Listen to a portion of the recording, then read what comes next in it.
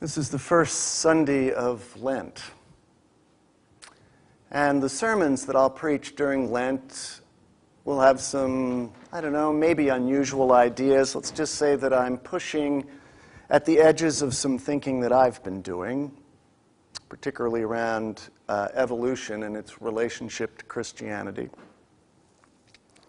But I've been talking to a couple of elders this week, and they suggested to me that there may be more people sitting in the pews at First Pres San Rafael than I think, who conceive of God as that which acts upon us from the outside. That is to say, moves into the world in such a way that it alters the shape of the natural laws or alters the course of history from the outside in. So, it should be clear if you've been here for a while and think that I don't. But I'd like to be clear that it's not that I think that I'm right or better in my thinking than you. I think that we each have an idea about God that comes from a whole lot of places, and that if your conception of God is working for you where you are, then I think that's great. In fact, I would notice that most of my friends who hold that, I guess what I would call traditional or mythic view of God, they are more likely to be deeply committed to a life with God than are my liberal colleagues and friends. So there's something to be said for it, is my point. That said, if it doesn't work for somebody, then I'd like to talk about a different way of conceiving about God, and I think that's true for an awful lot of the people in our culture, and probably for a lot of you. So I just wanted to introduce this sermon and really all the sermons I preach in that way, so that you know that you're not on the outside if that's what you're thinking of a community, rather you're part of a discussion. Today's text is the prologue to the Gospel of John. I've preached on it probably 4 times since I've been here. I think it's one of the most important texts for our culture's Christianity today. So it keeps coming up to me. In that text, you'll remember, is in the beginning was the Word, but it's my habit not to translate that word, but rather to use the original Greek text, which says, in the beginning was the Logos, because the Logos holds so much meaning. The Logos for the Greeks held all the philosophical content of their entire language. It held the patterns or the ideas that structured creation for them. It was rich. It's what revealed reality. But when John used it in the prologue, he also had in mind the Hebrew Scriptures, which had a very dynamic role for word. Right? In the beginning, when God created the heavens and the earth, God spoke words and brought creation into being. So it's a dynamic, creative word, this Logos. The wisdom traditions show the Logos as an interdependent character with God, an agent of God's strength and creative power. And always that agent of God's power for John, always, it's oriented towards the presence of God, oriented towards that interdependence and unity with the presence of God. So with that preface, would you listen to the Word of God, both revealing and creative within you, as I read this text. In the beginning was the Logos, and the Logos was oriented towards God. The Logos was God. He was in the beginning oriented towards God. All things came into being through him, and without him not one thing came into being. What has come into being in him was life, and the life was the light of all people. That light shines in the darkness, and the darkness did not overcome it.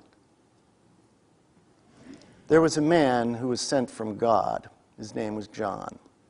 He came as a witness to testify to this light, so that all might believe through him. He himself was not the light, but he came to testify to the light.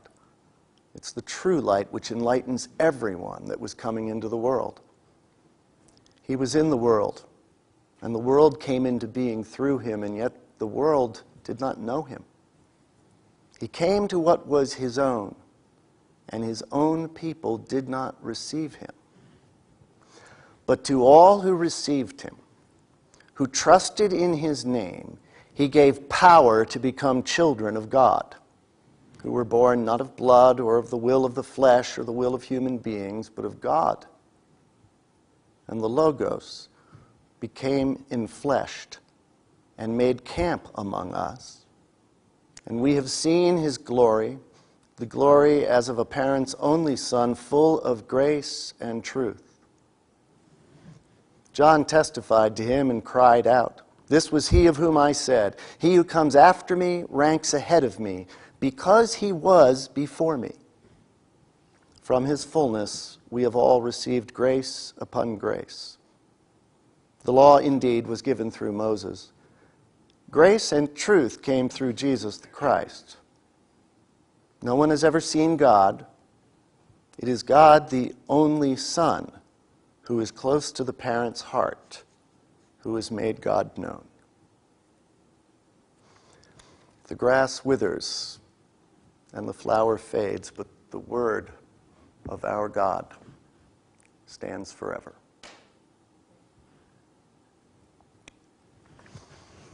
So I don't mean to be too negative to start off this series of sermons, but I think we'd have to say that the human condition leaves a little something to be desired. Let's take the words, "I love you." I love you. Words of intimacy, words of closeness, and yet when they're used, we would hope what they're used for when we say, "I love you," is to say, "I want the very best for you.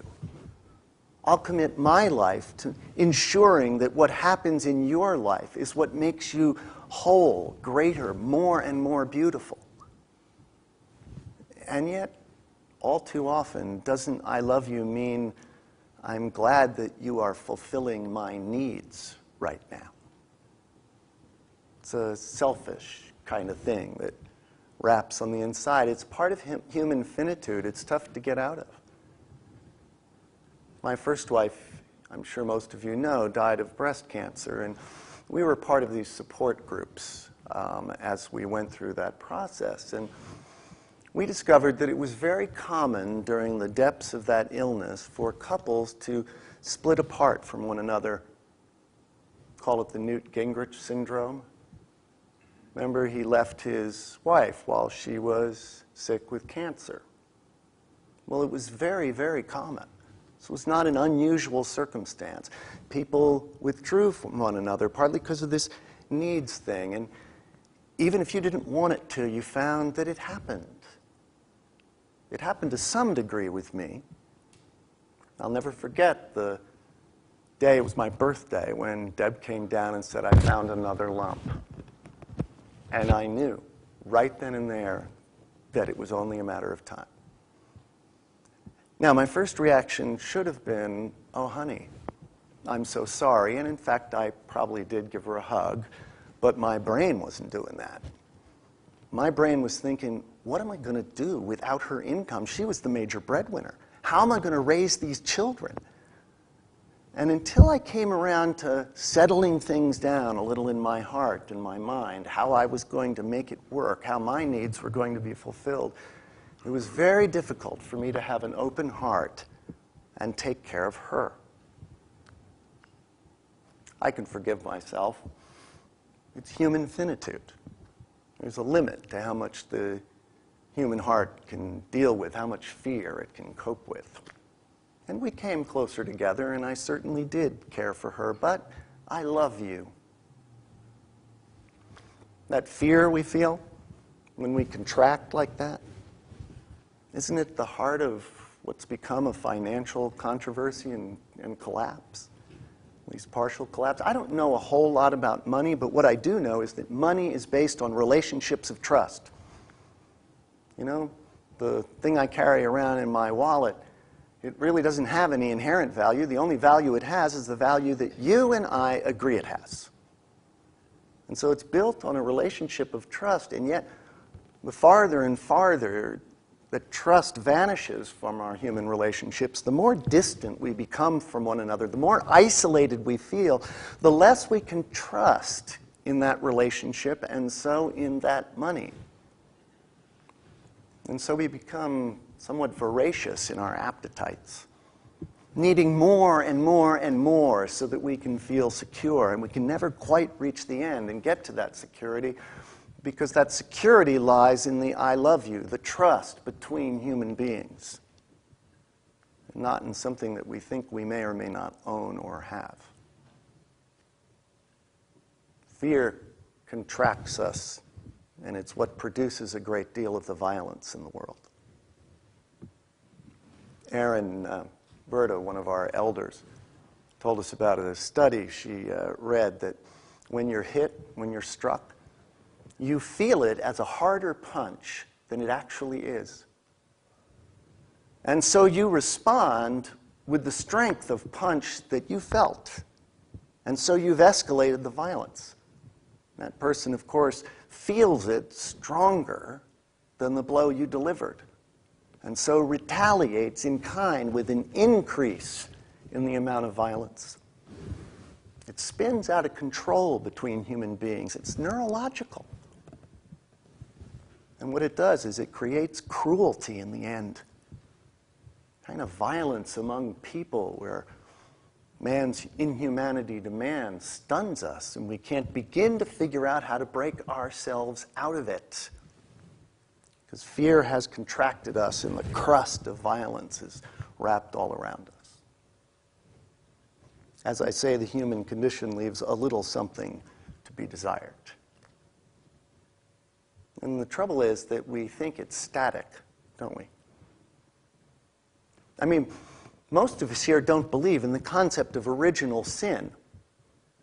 But I think we do believe something pretty similar. That this human condition, the way we are, all of this violence and breakdown in trust, is the way it is. It is the human condition.